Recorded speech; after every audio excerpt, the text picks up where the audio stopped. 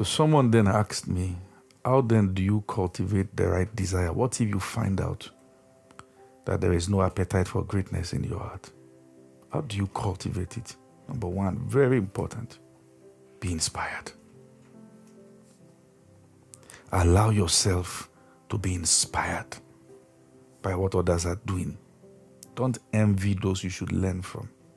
And don't fight those who should mentor you. And don't try to make a sponsor out of your mentor. Be inspired. Put yourself in the position where you can see greatness in what others are doing in a way that tells you more can be done through your life. Be inspired. One of the reasons why people lack motivation is because there is nothing deliberately inspiring them to move.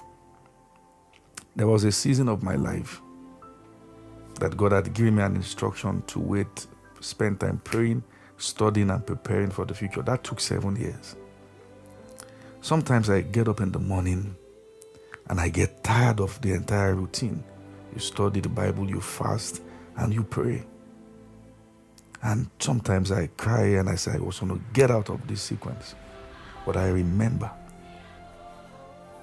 there's this man of God every time I get up in the morning after my devotion, whose works I see. And he just communicates to me that a lot is possible. When you keep your inspirations close, you will survive any season. Allow yourself to be inspired.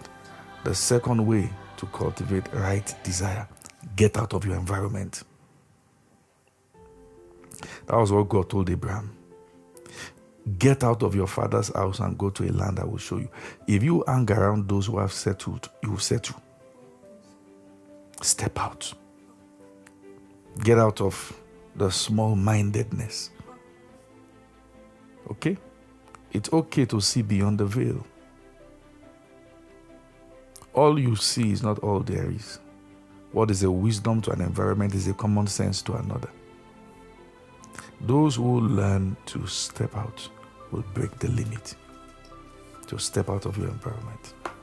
And the third way to cultivate right desires, build relationship with those who are relevant to where you are going.